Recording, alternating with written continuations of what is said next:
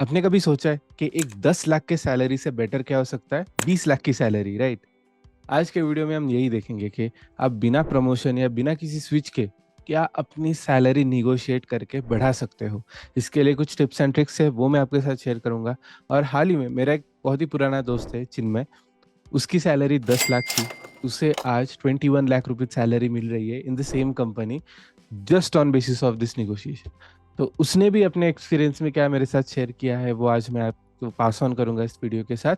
चलिए शुरू करते हैं।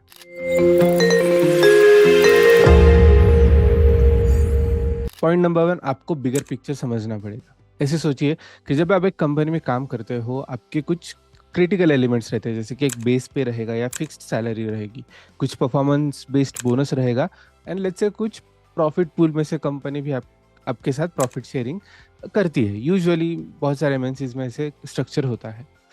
अब इस केस में जब आपके पास आपका पर्सपेक्टिव होगा कि आपको सैलरी बढ़ानी है in this scale only, negotiate करना है या फिर टारगेटेड प्रमोशन लेना है, उसके लिए सबसे पहले आपको एक टॉप परफॉर्मर बनना पड़ेगा। टॉप परफॉर्मर मतलब जो भी आप परफॉर्म कर रहे हो, it is as per the set KPIs. हर साल के स्टार्टिंग में आपका मैनेजर आपके साथ बैठ के आपको एक केपीआईज देगा कि these are your targets for the year. आपको वो पॉइंट बाय पॉइंट ट्रैक करते हुए कंप्लीट करने हैं। एक मंथली रिव्यू करना है, ताकि अगर कुछ परफॉर्मेंस में गैप हो वो इमीडिएटली आइडेंटिफाई करके आप कवर कर सकते हो। एंड ऑफ एवरी मंथ जब आप एक अच्छा रिव्यू या अच्छा फीडबैक ले लेते हो और इसका लूप स्टार्ट हो जाता है, it creates a good impression, ताकि आप अगले स्टेप के लिए रेडी बन जाओ। लेकिन यहाँ पे अंडरस्टैंडिंग बिगर पिक्चर यही है कि आपको आपका परफॉर्मेंस टॉप नॉच रखना है। पॉइंट नंबर 2, आप अपने डिलीवरेबल्स में सबसे ज्यादा वैल्यू कहाँ पर डिलीवर कर पाते हो, ये ट्रैक कीजिए। लेट्स से आप एक बिजनेस एनालिस्ट हो, so most of the times आप आइदर प्रोडक्ट साइड काम करते हो टू मेक योर प्रोडक्ट और सर्विस बेटर, या फिर आप क्लाइंट साइड काम करते हो to make sure that the client is happy. आप जहां पर भी काम कर रहे हो, आपको अपनी वैल्यू डिराइव करनी है कि जब आप एक प्रोडक्ट पे काम करते हो, कोई नया फीचर अपग्रेड हो गया और वो रोल आउट हो गया, तो जैसे ही आपने बनाया हुआ नया फीचर रोल आउट हो रहा है, there would be some revenue increment, there would be some new contracts in place, जिसके वजह से फर्म का रेवेन्यू बढ़ेगा।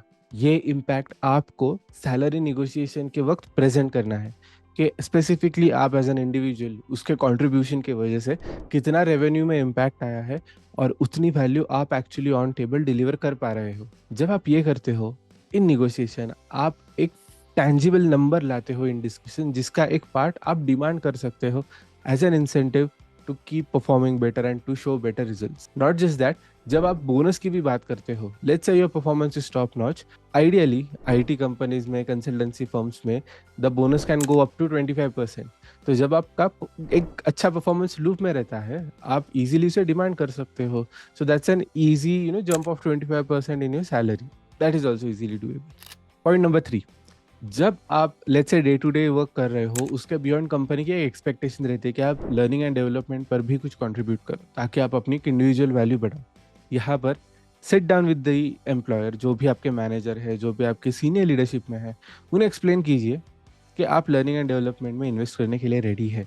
उसके लिए ये भी समझ लीजिए कि उनके एक साइड से एक्सपेक्टेशन क्या है। क्या आपको प्रोजेक्ट मैनेजमेंट में कुछ सीखना चाहिए, उसके सर्टिफिकेशंस करने चाहिए? क्या आपको बिजनेस एनालिस्ट के कोई सर्टिफिकेशंस चाहिए, या कोई किसी और टॉपिक के चाहिए? डिपेंडिंग ऑन दैट, आप एक्चुअली एम्प्लॉयर से फंडिंग ले सकते हो to complete that certification, and end of the year आप रिजल्ट शो कर सकते हो कि आपने XYZ सर्टिफिकेशंस कंप्लीट कर लिए हैं।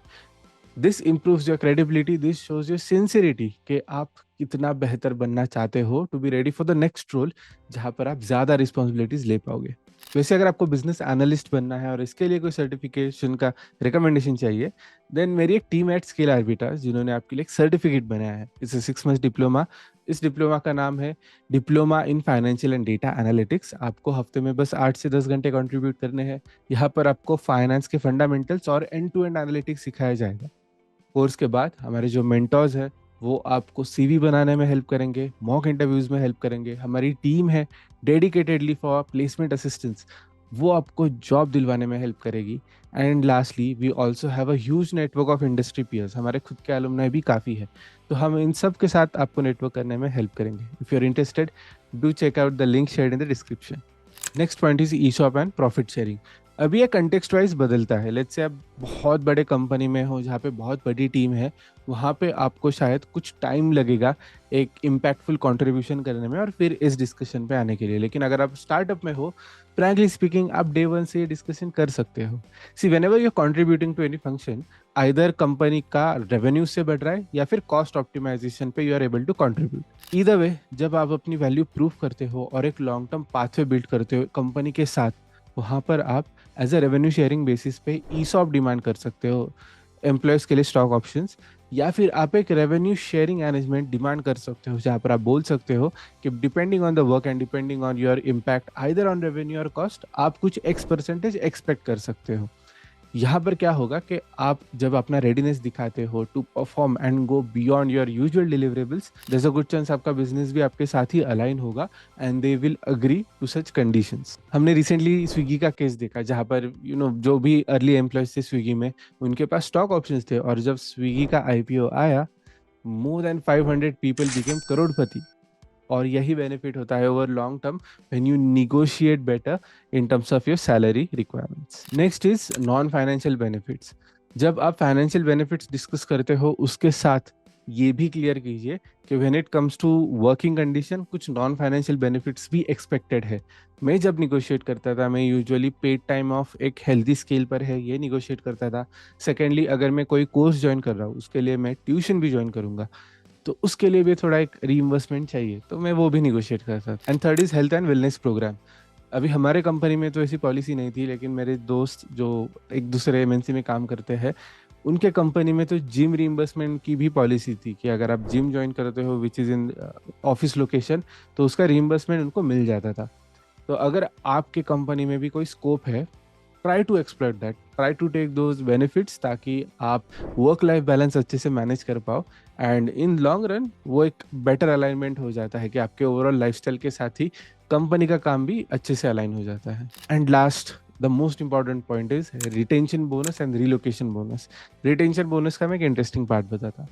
लेट्स से अगर आप एक बड़े बी स्कूल से हायर होते हो या एक अच्छे पोजीशन पे हायर होते हो, जैसे कुछ चांस आपको रिटेंशन बोनस दिया जाएगा कि 2 लाख, 5 लाख, 10 लाख रुपए दिए जाते हैं, but you have to stay with that company for 5 years ताकि वो पैसे कंप्लीटली आपके हो जाए।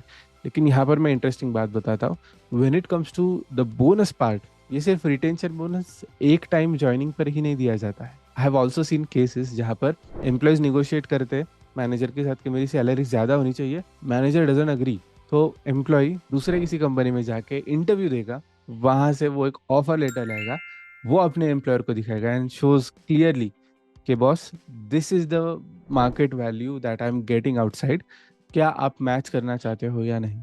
तो इन सच केसेस, करंट कंपनीज अगर वो एक रिसोर्स क्रिटिकल हो तो सैलरी मैच करता है, और नॉट जस्ट दैट, उसके ऊपर एक रिटेंशन बोनस भी ऑफर करता है ताकि they get to retain that resource for next 2 years, 5 years, 10 years। वापस वो केस ना हो जाए कि बाहर जाके कहीं पे इंटरव्यू देके ही इज गेटिंग बेटर ऑफर्स। तो इस केस में भी retention bonus can play a big role. And secondly, relocation bonus, whenever of course you are moving out of your place, push करना एचआर को कि वो रिलोकेशन बोनस कुछ assign करे। मेरे केस में when I was shifting from Pune to Mumbai, मैंने भी बहुत पुश किया था। मैंने तो ट्रैवल अलाउंसेस के लिए भी किया था कि from Pune to Mumbai have to shift, काफ़ी सामान शिफ्ट करना था, उसके लिए भी कुछ पैसे मैं डिमांड कर रहा था। Eventually we landed on 12,000 rupees as relocation bonus, जो मेरे आई थिंक 3-4 दिन का उसने रेंट कवर किया था when I was staying in a hotel. तो that was helpful.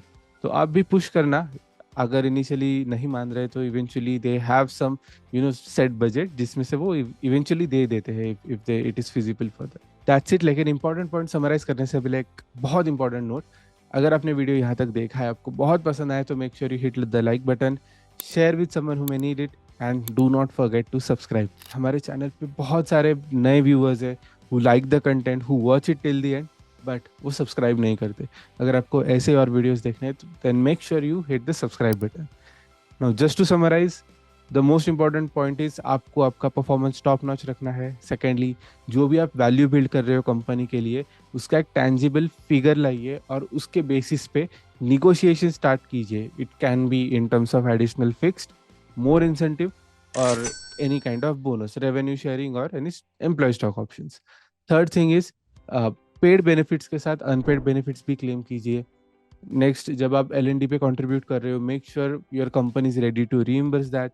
Not just that, last में जब आप रीलोकेशन या फिर रिटेंशन बोनस की बात करते हैं, वहां पर भी आप ज़्यादा से ज़्यादा निगोशिएट करके बेटर नंबर अचीव कीजिए। That's it for this video, I will see you in the next one.